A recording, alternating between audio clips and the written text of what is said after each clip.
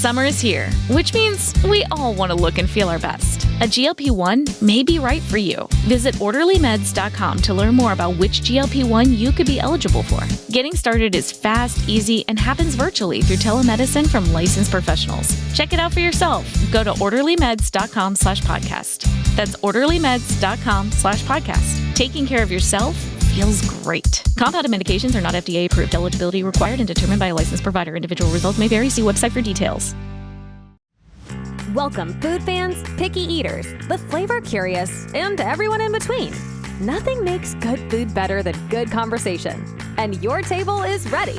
Come right this way to the Food for Thoughtcast with your host, Melissa Reagan. But you can call her Chef. All right, let's get this episode started.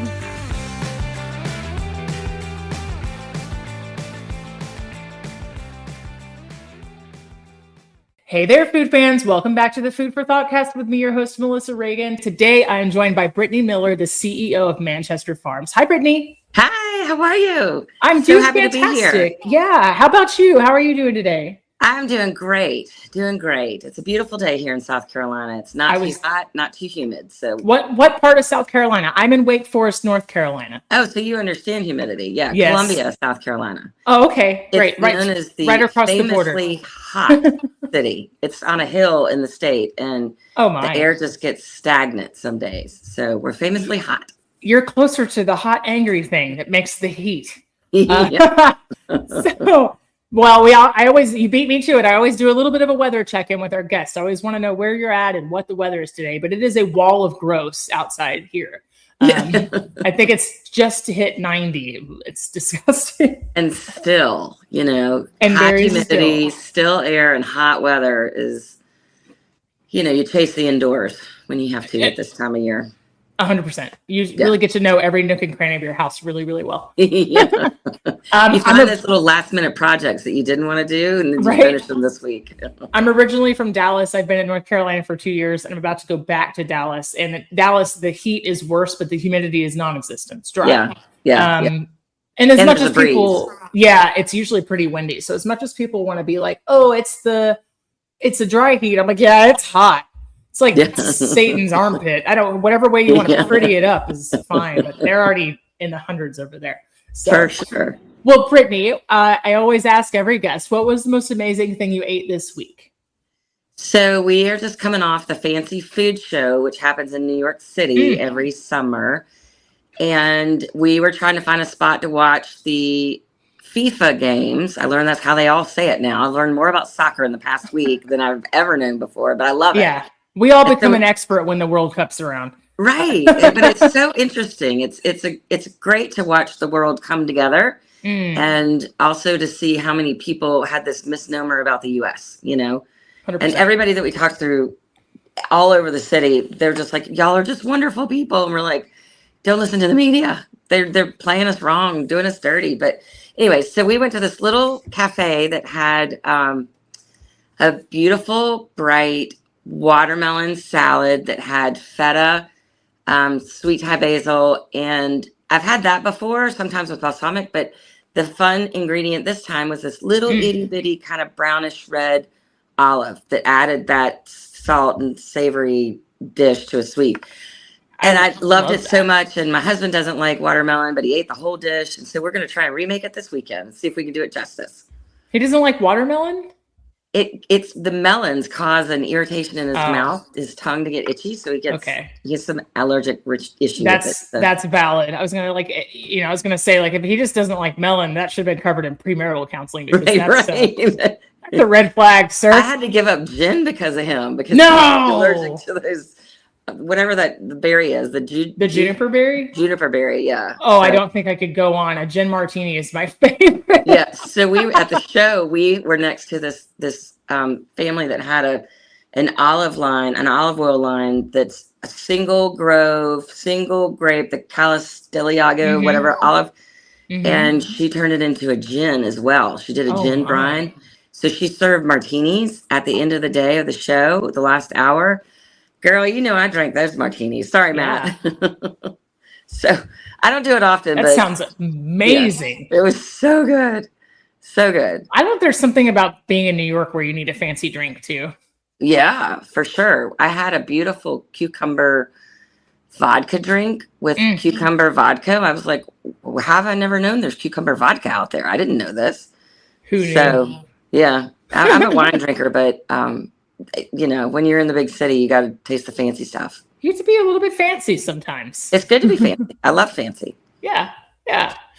That salad sounds amazing, and I'm a big fan of salt on watermelon. So olives and watermelon is something. Feta and watermelon's classic, and it has salty brininess. But man, they sent out some really nice. So now I'm going to have to do that. Salt flecks that we put on top of it. We also got bone marrow, and it was just delightful. I would go back there over and over again. Bone marrow is so good too. It's so good. I just love food. I've always loved food. Ever since I was a little kid, I've always loved food. Me too. The most amazing thing I ate this week, I made Chipotle black beans sweet potato taco bowls. It's quite a mouthful. Yeah. And then because I'm not bougie all the time, I put Taco Bell fire sauce on them because that's what sounded good. So because awesome. you can buy it in a bottle now for like $1. So thank you for them making it now. Yeah, it's really delicious. So I know what's good and I know what I like. It doesn't have to be fancy all the time, but that's right. As long as you like it. I had some really, really, really good black beans. I seasoned them up with chipotles and cumin, some chili powder. I air fried sweet potatoes in the air fryer, like big cubes until they were super crispy, and I put chili seasoning on them. Oh yeah. I'm basically in move out mode, so I'm cleaning out all the pantries and the freezer and stuff. Clean out. Yeah, and then I had taco meat that I had previously made. It's been frozen for a couple months. Thawed that out, some onions and pepper. Yeah, it was a good old time. I think I ate that 3 times, and it was delicious. I love Mexican food. It's so no good. Regrets. Me too. And my daughter has just started using the whole sweet potato ingredient, and she lives in Wyoming, and so she came home for the off season in April, May, and she was like, "I'll be a stay-at-home daughter, and I'll cook for y'all." And I'm like, "Yeah!" So we had a ton of sweet potatoes, and it was great to re-engage with those potatoes because I forgot about them for a while. So there was a long period of time where I meal prepped for my mom and my stepdad, and I had started using a lot. To me one day, and she's like, "I think this is more sweet potatoes in a week than I've ever eaten in my life because we only ate them on Thanksgiving." Right. So we kind of laughed about that. I'm like, "Yeah, but they're good in everything, and they're really good for you." So good. Yeah. They're really good for you. They're sweet or savory with them, Yeah, and they're cheap. And they're cheap, and they're so healthy for you. Potato, yeah, they're so good for you. That's hysterical. The way my parents probably wished I was going to be a stay-at-home daughter and cook. Like when I would come home from college, which was culinary school. Right. And I started working immediately while I was in school. The last thing I want to do is cook. I was like, "You guys are going to take me out to eat." That's what we're doing. So, well, she lives in a ski town, so everything's super expensive there. So she's learned tourist prices. Home. Yeah. And so she brought some of those dishes home for us to try, and they were just fantastic. Oh, I'd love to hear that. Yeah. So I want to know the story of Manchester Farms. Yeah. And I want to know why quail is becoming so important. So tell me all about it. How did this get started? So we've been in the quail business for 55 years now. So I'm 55. My parents started the business from a hobby the year that I was born, basically. My dad's a hunter. He quail hunts. And South Carolina, there's year-round hunting, and he wanted to train his bird dogs. And so he was hunting on Manchester State Forest. So that's how the name came around. And he went to Clemson, got a degree in poultry science, went to work for Campbell Soup in their chicken department. Wow. And helped them grow their chickens healthier, less stress, more wholesome. And they wanted to move into New Jersey to be in the corporate office. And so he flew up there for the interview and got up there and was like, "How long is your hunting season?" And they were like, 2 weeks. And he's like, "Thank you for your time." So he came back, and during all that time, he had all these quail in our backyard, basically training his bird dogs how to hunt. And so he got too many of them because he used the same theory of goodness in, goodness out, health and wellness, stress-free, wholesome, just good, loving care for the birds. And the neighbors were like, "Bill, if you dress them, we'll buy them." And so literally in the backyard hatched Manchester Farms on the picnic table. So he took the excess birds that he had, processed them into a whole bird, and then realized that there were no commercial quail farms in the US at all. So he was like, I know how to do this. And he's spirited and an entrepreneur and had the guts to do it, he and my mom. So my dad is the risk taker and my mom's the analyzing, control, calculated move. So it's a good balance. She's the businesswoman and he's the dreamer. That's exactly right. She had to put the reins on him a few times. But you have to have that kind of scope of brain and two brains to be able to do it. And so they went down to the grocery stores, which here their first stores were the Piggly Wiggly. If anybody from the Southeast knows them. And they put them in a package and sold them, and they sold like gangbang. It was great. And so they did retail for about a few years, and then New York found out about it. And the chefs were like, okay, whole birds are great, but can you debone them like they do in Europe? And my dad was like, well, hold on, Janet, let's go to Europe. So they went to Europe for 3 weeks. And for research. Yeah, exactly. They had to go see what they were doing, how they served them, how they cut them, and toured a couple farms, and came back, and they built a processing plant in a little itty bitty town called Dalzell, and it doesn't even have a stop sign at that time. But we're all about helping others and giving people work. We use as little machinery as possible, trying to give as many people jobs that want to work. And so they started deboning quail, and so it just started to expand. They went to a food show. It was called PYA in Charlotte, and did a food show with them so all the chefs could find their products and see. And it just slowly grew from the Southeast to New York. And then we teamed up with D'Artagnan, who's a French purveyor that does foie gras and truffles now and quail. And so we spread across the country and picked up more and more accounts, more retailers, more chefs, and y'all travel. So you have your knife kit that you take with you, and you take your favorite spices and your favorite ingredients. So we traveled with every chef that left the city or Atlanta or Charlotte and went out to Vegas or California or Chicago. And so they went and they'd say, we want Manchester Farms quail. And so they'd call us, we'd set up a distributor, and it just organically grew for 55 years now. And so we sell it's insane all across the country. We're in just about all of the retailers for meat. And then we got into the egg business about 10 years ago. We own everything about the farm. We own our own breeders, our own farms, except for one. We have a contract grower, which he's been growing for us for 25 years. So he's basically family. But otherwise, it's within Manchester that we own all the properties. Instead of, a lot of companies use other farmers, and we felt like if they worked with us, they had to embody we call it quail love. And it's just worked out well for us. So we've grown, and there was a guy that would come in and buy when we would have extra hatching eggs, the fertilized eggs, we would sell them out of the front office. And this guy came in, and for every month he would buy 180 eggs, 180 eggs for every month. Like clockwork. What was he using them for? That's what we said after. They're like, okay, but what's going on? What's he doing with these eggs? Like, quail egg fetish, or what's happening?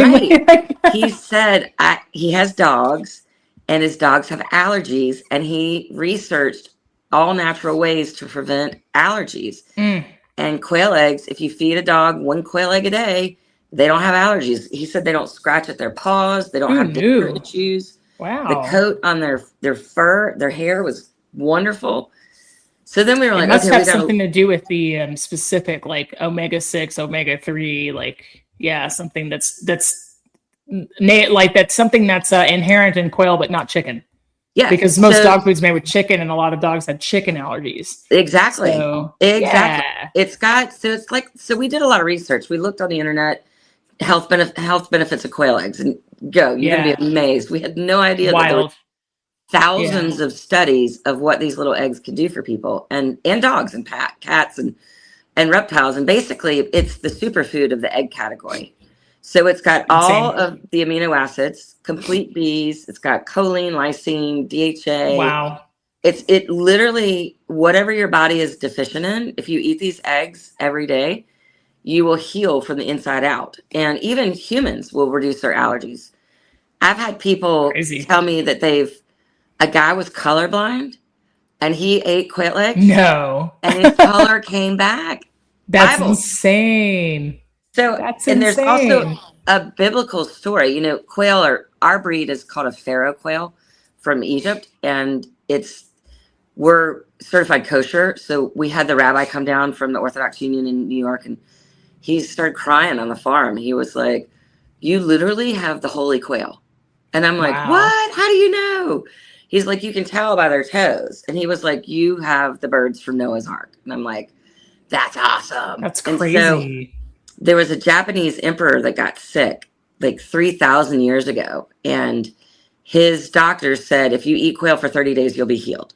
So he ate quail and quail eggs. And sure enough, he was healed. So that's where the Asian culture of eating quail eggs all the time comes from. It's from that story. So it's in their everyday food, diet. And they're so healthy and they look great and they don't age. So it's amazing. Maybe it's the eggs. I don't know. It could be a combination of all the things, right? Yeah. Yeah, it could be. Yeah. Don't stop moving. That's another one. Right? Yeah, but motion is lotion. It's my new favorite. I turned 40 last year and I heard somebody say it and I was like, yeah, you're right. That's a good one. All I ever want to do is sit and watch TV, but my body lets me know this is not the thing. It's not good to be a couch. It's not the thing. I just want to veg out, but it's not. Yeah. So I was going to tell you, so I'm a millennial. I was born in 1985. Okay. I think that my first exposure to quail, and I wish I could remember the brand, but we brought it home from Sam's Club. I think it was the brochette style. So it was like a deboned quail breast already wrapped in bacon. They were individually wrapped. I think they came frozen and all you had to do was cook them, to internally to 160. Yeah. I thought it was the most incredible, fanciest, amazing thing I had ever seen in my life. And I'm fairly certain that my exposure to it was probably in the late 90s. Yeah, I didn't see a quail again until culinary school. And when they were just it was a poultry unit. We were learning about all of it. We got to see, geese, pheasants, quail, everything else. I didn't know anything about them. I knew that I liked it because I like dark meat chicken. And to me, the quail is entirely dark meat. It's like a little tiny dark meat bird. But it's just a flavor that you can't replicate in anything else. That's right. And I remember having to stuff it for school. And then I've used it in my career, but man, I think 1998, I was like, this is the most amazing thing ever. That was our product. Great. We made that for them. Yeah. We still make that product. Insane. What to talk about a full circle moment. Yeah. We, small world. We made that product. They did it as a holiday special. Mm-hmm. And we sold a ton of it. I think 1.6 million pounds in 16 weeks. Dude, it's so good. It was so good. We had a room dedicated with about 60 people just hand wrapping each I think piece. We put Lowry seasoning salt and Worcestershire on it. Oh, yeah. And in my house, that was fancy. So it's nothing to disparage my house. My mom would tell you that she's got a tiny palate, although I've helped expand it over the years with us traveling and me being a chef. But when I was a kid, that was the pinnacle. When you put Cavender's Greek seasoning on something, I love Cavender's. It was fancy. Yeah, I still love it. I put it on butter noodles. Oh, that's a little Casio Pepe. Oh my gosh, so good. I love it. Yeah, so we still sell the bacon wrap quail. We produce that for a lot of catering companies, and when we have guests over or kids, they'll say, "Miss Miller, can you please do the bacon wrapped? We're going to cook it this weekend." Aww. So everybody on TikTok and all that, they want to see videos of what to do and how to do. So we're going to put it on a pellet grill. You just put it and leave it. Sure. And it's insane. It's like bacon. When you cook bacon, you can't keep it on the plate because everybody eats it so fast. Yeah. Same thing. So what a legacy, and what is your role in, preserving the legacy? Obviously you're CEO now. It was always what you wanted to do. You made a career change. How did that happen? So growing up, I was always with my dad with the birds so much that my nickname was Wart. because I was like stuck to him. And so nickname is Wart. I've had a bunch of crazy ones, but I always, I loved being with the birds and the farm, and I think it's important to have a connection with your food, and your farmer. Sure. And so I just always knew that I wanted to be a part of it. I graduated high school. I got into all these colleges, and I went to my dad and I was like, Daddy, I got into da da da da da da da. And he was like, oh, I'm so proud of you, Brittany. That's great. You can go anywhere you want, but I'll pay for Clemson and poultry science. And I was like, Roger that. Guess I'm going to Clemson and getting poultry science degree. So I did. Got it. So I did. Yes, sir. And my brother did as well. He's 2 years older than me. And my uncle got a poultry science degree from Clemson. So we've got like a little running list of family members that did this. But it's like a syndicate now. Yes, exactly. Yeah, exactly. And so I didn't want to come back to the farm right away. I wanted to go learn skills that they couldn't teach me. Sure. So without having to get a business degree, like an entire business degree. Yeah, exactly. Yeah. So I kind of went to work for the dark side of the pharmaceutical world and animal health. And I lived in New Jersey, and I did that for 2 years and sold preventative maintenance feed additives. And in the large corporate world, they give animals low dose antibiotics, in which a lot of them stop doing it now, but just to maintain their health. And so that's what I did. I caught on feed mills, and then my company got bought out, and I got transferred to California, and it rained I was there for 90 days, and I saw the sun probably 5 days. What part of California? Northern California. I lived in Santa Rosa area. There's that old song that says it never rains in Southern California. It just looks like you picked the wrong spot to visit. I didn't get just throwing that out there. It was gorgeous, though. It was so pretty. I had everything west of the I-5 corridor. So I had Klamath Falls, Oregon. I had the Redwoods. I had Mount Shasta. So I'm not complaining about it. But a Southern girl that sees the sun, it's a lot. It was just too much rain for me. It starts to make you sad a little. I need vitamin D. And so I came back to Manchester, worked with the company and the farm for 5 years, and being in a family business, it's not always easy. Sure. And family treats family different than other people. And I know you've not heard this for the first time. And so it was kind of tearing up our family. And I said, listen, I love Manchester Farms and I love you, but I love you more. I don't want them together. I want to keep my family versus fighting, and having different ideas and views. And I said, so I'll step out. So I went to Vail, Colorado, and lived there, worked in the ski industry in a private club, a restaurant on mountain. Yeah. And worked front of the house for off and on 8 years, and ended up being the assistant manager of the club. And then got married to my husband, had our daughter out there, and then got pregnant with our second child. And, back then daycare was $100 a day. And so $200 a day, we didn't make that kind of money.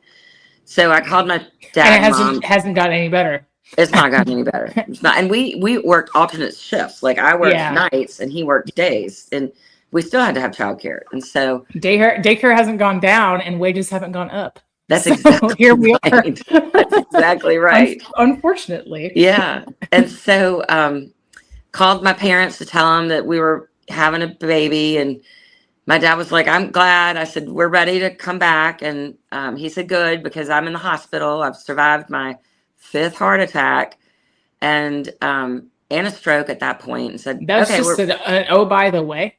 Oh, by the way. If it happened today, you would have gotten in a text. Don't you love that? Yeah. So, farmers are tough, right? We're all tough as nails, just like chefs are tough. We can take a lick. I'm not going into the ER unless something's dangling off. Oh, yeah, exactly. Yeah, exactly. Or dying in your body. I had my gallbladder taken out, and they were like, go to the ER right now, Brittany. Don't pack anything. Go right now. You're dying. And I'm like, okay, I'll get there. They'll give you socks. It's okay. Yeah, with the grippies on the bottom. So anyway, so he survived the 5th heart attack. my brother and I took over the business, and my mom stayed on for about another year and a half. And then my brother and I bought the business from them. They didn't gift it to us in '07. And then the crash of '08 happened, and that was a lot of fun. So that eight through 10. And then my brother and I are just different personalities. I'm like super aggressive, and he's a great guy, but aggressiveness is not in his wheelhouse. And so you can't have two leaders with different styles. It gets murky. So yeah, it's like an A and a B together. So you had to either follow mom or dad. Yeah. And so we tried a generational transitional consultant. We tried mediators. We tried mentoring. We even went to a marriage counselor. And so in the counseling, he finally admitted what he wanted. And I was like, well, there you have it. One of us has to own the business, just one. And so I said, I've worked outside the company before. I know that I'll be fine. You have the first right of refusal to buy the company. And so I said, but, the clock is ticking. You got 6 months. And just know that I'll have my financing lined up at the end of 6 months. If you don't, I'll buy the business. And so that's basically what happened. So I've been the mother hen of the farm since 2013. So we're pushing 12 years now, for 13 years. Wow. Congratulations. Yeah. So my husband is in the business as well, but he's been in the business the whole time, but it's a little bit different dynamic because, it's one leader instead of, but I also am the type of person that I don't micromanage anybody. I tell everybody that comes on board with us that A, it's for passion, not for profit.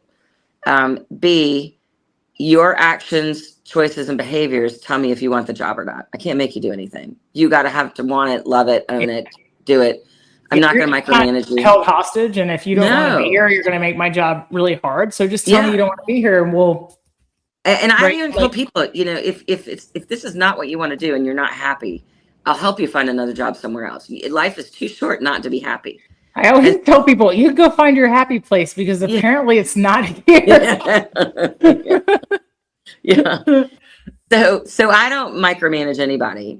We have 100 employees that work with us, and they all know their roles, and I trust them and believe in them and give them all the room and space they need, any tools that they need, whatever support they need. I'm here for them, but I'm not hovering. I'm not checking over. I'm not watching behind you.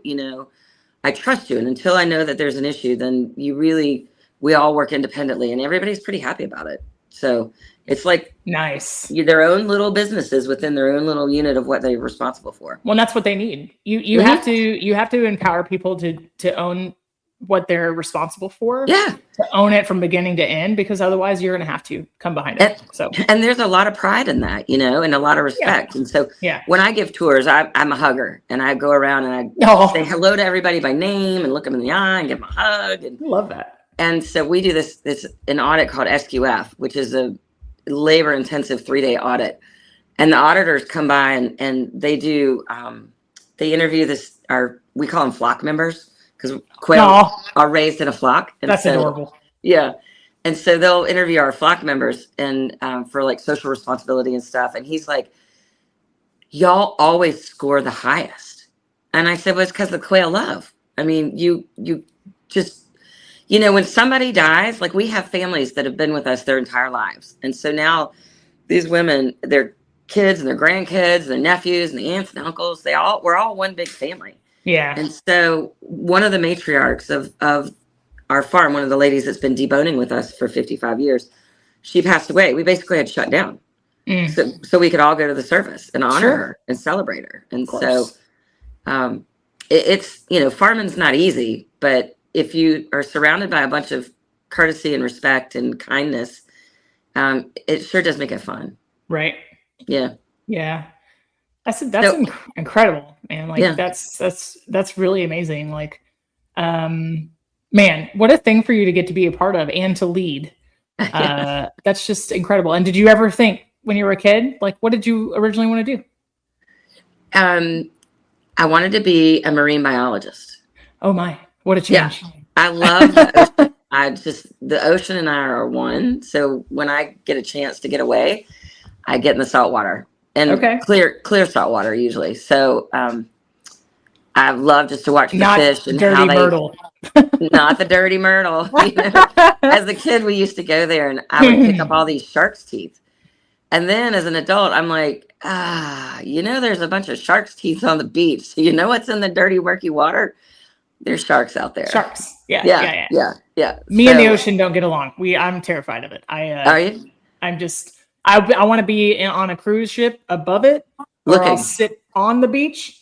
I do not want to be in it. So you don't even like clear water snorkeling? I'll get up to maybe, my knees. I'll wade around, but all the things, as far as I'm concerned, I know it's not true. It's literally just my anxiety. All of the things that live in there could find a way to eat me if they really wanted to. So I'm just like, nah, I'm good. Give me a couch. Give me a beer garden. Give me a patio. Give me a camping trip. Give me a whatever, but not in there. Well, you should try snorkeling so you can see them through a mask. It really is fun. So fun story. I went to Jamaica when I was 20. I think I was maybe 31. I can't remember. Bought the entire set. Bought the fins. Bought the mask. Bought the thing. Got in there. It was really beautiful. We were in Ocho Rios. No, we were in somewhere. We were in. Oh my gosh! Tell me that we were in Montego Bay. Montego Bay. Yep. I was like, it's an M. It starts with an M. I got in the water. I started paddling along. I see a huge fin. It's probably a sea turtle. Between seeing something move in the water really close to my face and hearing my own breath, I completely. Do you mind if I curse? I completely lost my shit. Lost it. Like ripped everything off. Started running, bawling, crying. The guy was like, "You just bought all this. It was like $48." I was like, "Put on my credit card. I don't care. I'm done." I was like, "I'm completely done. I think I watched too much Jaws. I don't know. I can't do it." Oh, it's so funny because Jaws came on last night. Oh, no. And we started watching it right before we went to bed, and I was like, "Oh my gosh, I love it though." Like, I love the sea turtles, and like last month I took some time off and went to the Caribbean, and and my favorite thing is the octopus. And so my new slogan, Chick-fil-A says, "Eat more chicken," the cows. Sure. Well, our little quail are saying, "Save the octopus, eat a quail," So we fed it with, we found a conch shell and fed it conch shell. And it was those are amazing creatures. They're so cool. Yeah. They're so cool. So save the octopus, eat more quail. And the more I learn about them, like there was just that movie on Netflix, the Remarkably Bright Creatures movie, where just Sally watched it the other week. Yeah. I cried like a baby. It was such a good movie. But have you seen My Octopus Teacher? No, I haven't. I'll have to. Oh, you will cry the entire time. I've watched it a million times. I think the more I learn about that they're so intelligent and they make tools and they do tasks and all these things, I'm like, I feel kind of bad about all that octopus sushi I ate in my 20s. It's really, it's not, it's not virtue signaling for veganism, but I think the more I think about it, the harder time I have. I'm like, they're emotional animals. Less octopus. Yeah. I mean, they started banning octopus farming now, which I was glad. I'm a supporter of farming, but an octopus is a different creature in my wheelhouse. If I get on the soapbox. Well, I was going to ask you, was it hard for you? So the farming started as like a backyard hobby with your dad, right? Yeah. Was it hard for you to reconcile that at such a young age, having not grown up doing that? Like, hey, this is really cute and we're going to eat it? Or like, was there ever any issue? I thought a lot of them were pets at times, but I also knew everybody has to eat. Sure.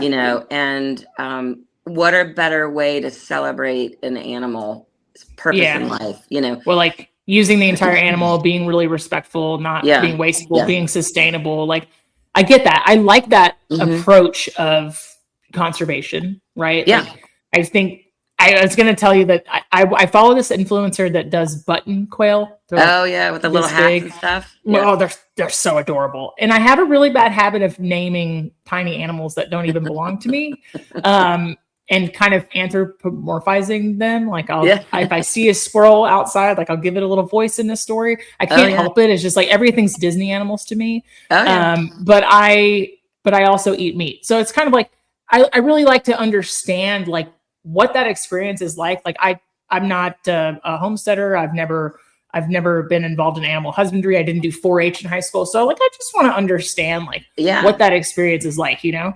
So quail are tiny, you know, there's button quail are super tiny, but like a chick is about the size of your thumb. So it's super small. Yeah. So the way that kind of my brain works is that they have lived a long, happy life. If they were in the wild, they might not have even hatched because something ate them or would have got something eaten the eggs. You know, the reptiles, armadillos, owls, hawks. I mean, they wouldn't have even existed. And so they get to hang out and play with their friends, you know, until it's time to be celebrated on the plate. And it's not. I love that waste. approach. Yeah, it's not for waste at all. It's out of respect and quite honestly, joy. I mean, you know, quail create emotional experiences for people. They come up to me all the time and they're like, I remember when I had this dish with my da-da-da-da-da, and it was just 5-spice fried, and they can go throughout the whole preparation of it.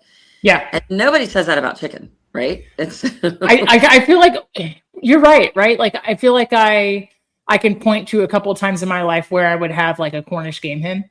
Yeah. And it was a special occasion. Like we bought them for Christmas dinner or whatever. But food does evoke like feelings. It's an emotional story. Mm-hmm. Yeah. It's a storytelling. Yeah. You know, we have people that do it, and I didn't realize this so often, but they have quail as a tradition for Christmas breakfast or Christmas dinner. And or Thanksgiving. It's always on their, you know, so it's there. I just have all the time, no matter where I'm at a food show or if we're out to dinner or whatever, and people know, and they tell me their stories about their eating experience with quail. And now it's fun that it's turned into like, oh, I had this quail egg at this, and they put it on a tartare or they on a sushi, you know. And so it's fun to hear everybody's, you know, happy moments with our little products. And so I love a little poached quail egg on a bowl of ramen, like a little, just like a 90-second poach, you know. And I've also done the quail egg shooters. I've introduced people to them when we go out for sushi, and they're just like, you want me to what? I'm like, yeah, like suck it right out of the shell. That's what we're doing. We serve them now we just did the fancy food show, and we do quail shots there. So we have where we'll let them pick their egg. And then we put it in this little clear shot glass, and we have these special egg scissors that cut open the shells. Yep. And so they pick their egg, and then we have all these different accoutrements. We have like salt and pepper, or furikake, or hot sauce, or just you know, all these fun little additives that you can put it in if you want or not. And then they all get their videos out, and they're all cheers, and it's so fun. Yeah, and it's like a real cultural moment. It is. It's, you know, my dad has been eating quail eggs for 10 years now. You know, remember he had 5 heart attacks. From eating the quail eggs, he personally has reversed his arteriosclerosis. His arteries are clear as day. And the cardiologist was like, I don't believe this, Bill. And so they got him back on the table, and he's been on that table so many times. The anesthesiologist was just like, hey, Bill, hey, Bob, you know, like, and the guy that did the last, he's had 35 stents put in his heart. He holds the records for the angioplasties done. And so the guy that did the last angioplasties, like he has stents inside of stents. He's like a walking stents on stents. Stents on stents. And so the doctor came out after the procedure, and he was like, I did the last procedure. I know what his arteries look like. And I can't believe how clean they are now. And so something about these little eggs. So he does 3 a day, and Matt I wish you could put it on a billboard. I'm not a doctor. This isn't a medical advice. This is not a podcast. But not medical advice. But I do tell people that the science will show you that dietary cholesterol and blood cholesterol are not the same thing. That's right. So when all the big stuff came out several years back, and they're like, eggs are bad. It's like, eggs are not. They aren't. They're a great protein source. And they're a healthy cholesterol for you. Yeah. And wait, you know what? Your brain needs cholesterol because that's 100% cholesterol. Yeah. Your brain also needs carbs. Let's just say that again for the back of the room real quick. It's the lining of your brain's preferred energy source is carbs. All right. So I've been fighting that battle forever. I love carbs. I'll never stop eating. I like carbs too. Yeah. So Brittany, after having been doing this for so long, what is it that you want the public to know about Quail if they don't know already? Like, what is the soundbite? I think that you should have a relationship with food, whether it's quail or broccoli rabe or sweet potatoes, and you should connect with how it's grown or raised. Does it meet the same ethical values that you have? Right. Does it meet the health standards that you want? And is everything cared for to the best of your ability? And so that's what we do with our birds and our flock and our eggs. And, everybody's all about protein right now. And quail meat has more protein than any other, more than turkey and chicken. Yeah, per ounce. Gram. Yep. And so it's a superfood. The bird is, as well as the eggs, and you can heal yourself naturally from within by eating quail and quail eggs, just like the Japanese doctor said. Yeah, it's true. It's absolutely true, and it's a joyous food. I call it a medium, not white, not dark meat. Yeah. And so, and the other thing that's important is, like the olive company that was next to us doing the olive oils. Sure. Not everything's the same. Everything will change in flavor depending on the terroir and depending on the care and what you feed them and the level of stress that turns into enzymes. Sean Brock is a good friend of ours. He did some enzyme studies on birds to see how did that translate into the flavor of the meat. And so,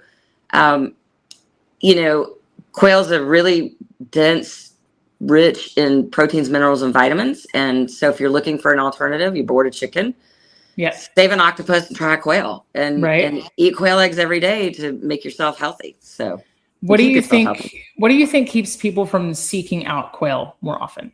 I think they just don't know about it, honestly. That's what people come up to me. They say, oh, I see them at the sushi restaurants. And there's about 3 or 4 or 5 other quail farms around the country. So, and also because of TikTok, more people are getting into backyard farms. And during COVID, people got backyard birds and stuff, which is great. I love it.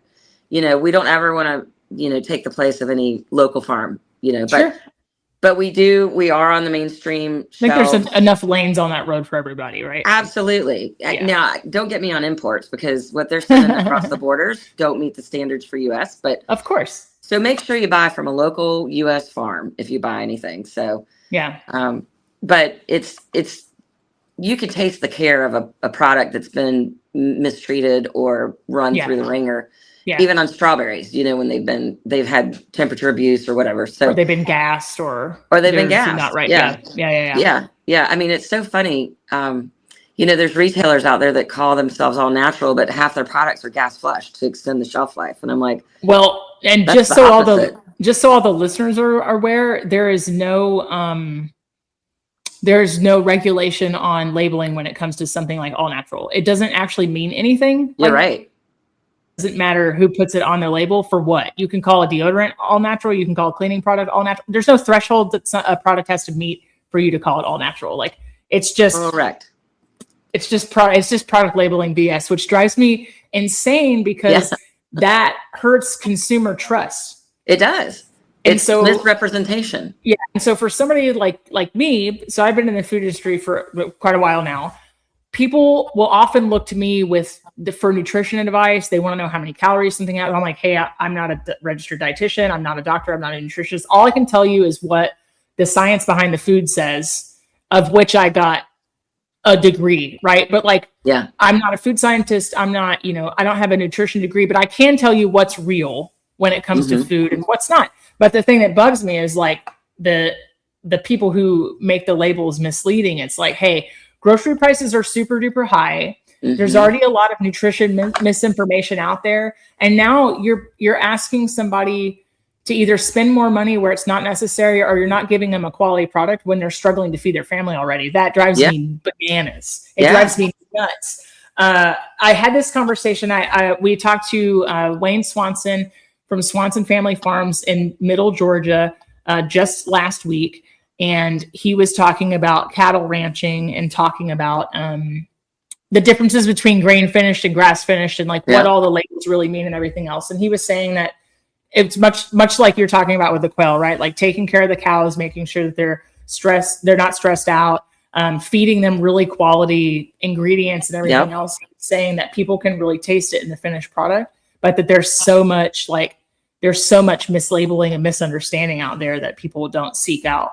Like, they don't understand how to seek out like real quality products. I'm really glad that you brought it up because, it's absolutely wild. I think a lot of people don't cook quail because they think it's a pain.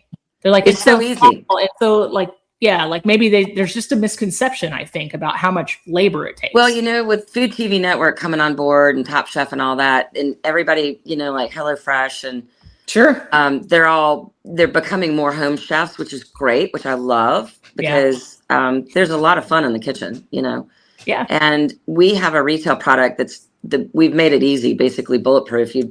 We take it and split it down the breast so it lays flat on a grill. Sure. And we vacuum tumble it and this basically salt, white pepper, garlic, and like a little smoke flavor. Very, very light so that you could still put extra sauce on it or marinate it and whatever else. But it's basically you thaw it and throw it on the grill, flip it, and when it's brown, eat it. I mean, so you basically like spatchcocked the quail. Exactly. Yeah. That's awesome. Yeah.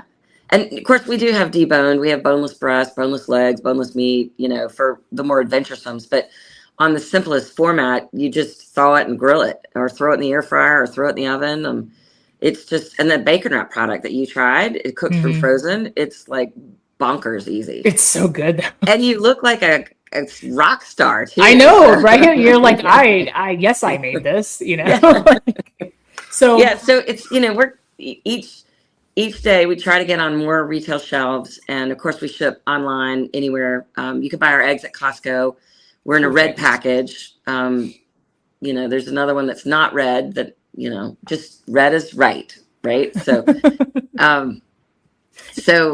we're across the country on the shelves and more retailers, mainstream retailers like Kroger and Central Market and Safeway, Albertsons across the U.S. So we've been doing a more effort to get on the shelves so that home cooks can buy it at a retail shop and not just get it at a restaurant. I assume that there's like a product locator on the website. Oh yeah. There's a shop. Okay.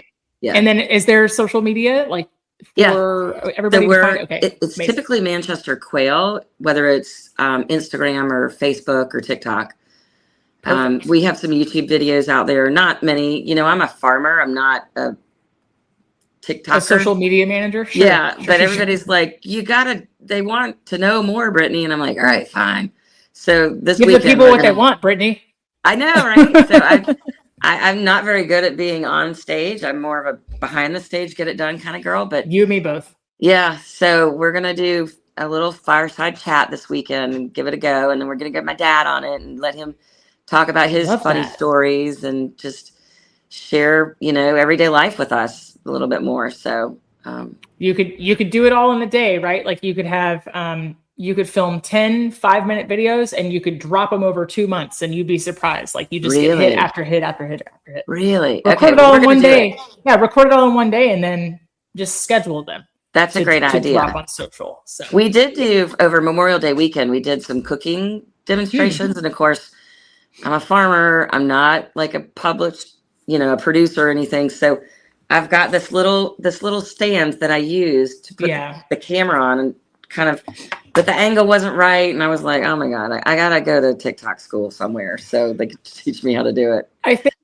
think there's a lot to be said though about offering your authenticity and being genuine and like not being false about who you are and who you're not. Yeah. I think I think it really resonates with people, especially when you're providing a product, right? Like, you're not the product. Like the quail is the product. Yeah. So don't beat yourself up too bad. I'm just the speaker of the product. Right. So after all this time doing what you do you have a favorite way to eat quail? And how often do you eat it? I eat quail probably at least once a week. My favorite,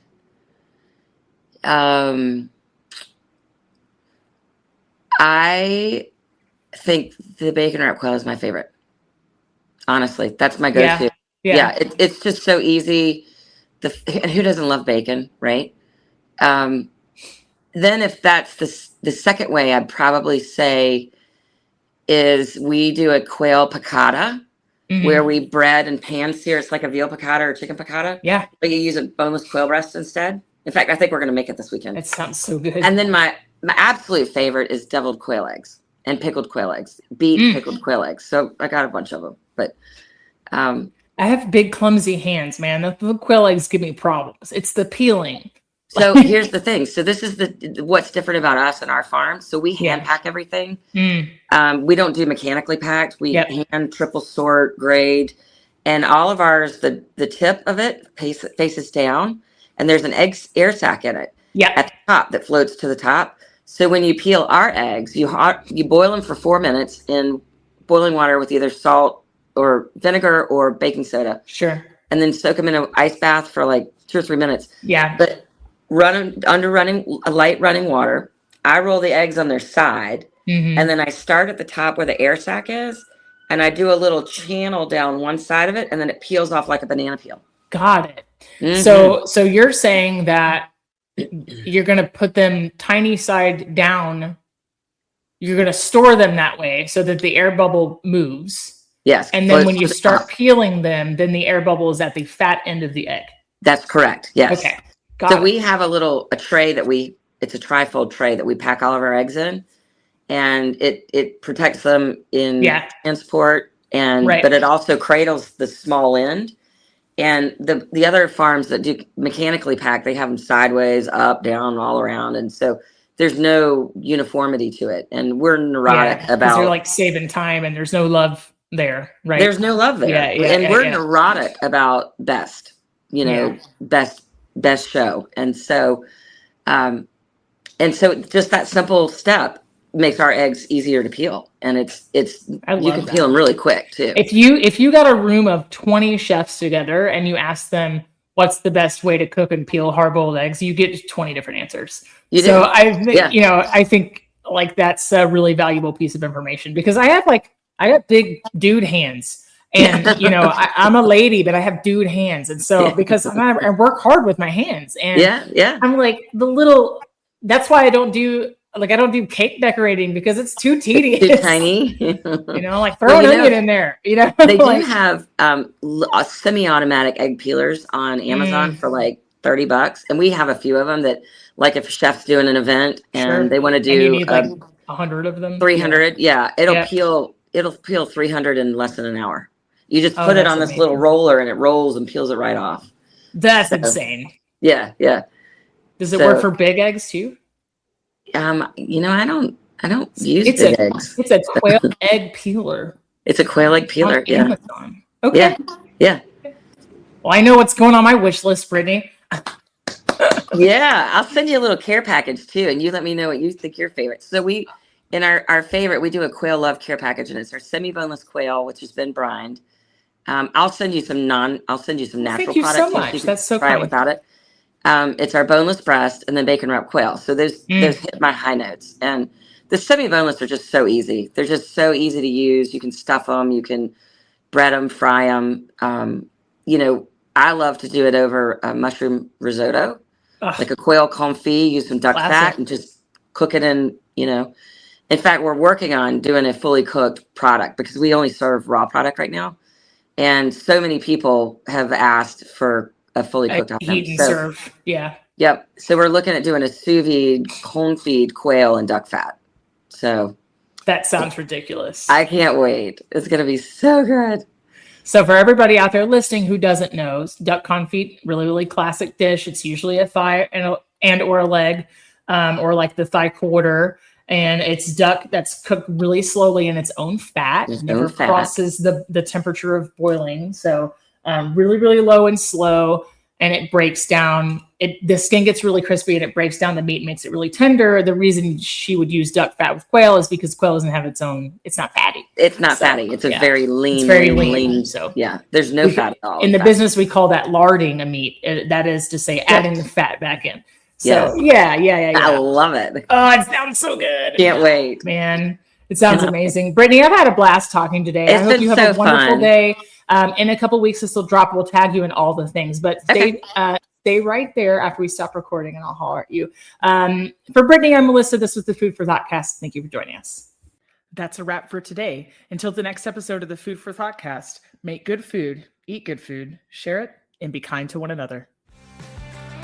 Thanks so much for listening today. You are part of what makes us special, and we are so glad you joined us. Don't forget to rate, subscribe, and leave a review. Just like food, delicious podcasts are better when you share them with others. Come back for seconds wherever podcasts are served, and we'll catch you in the next episode of the Food for Thoughtcast.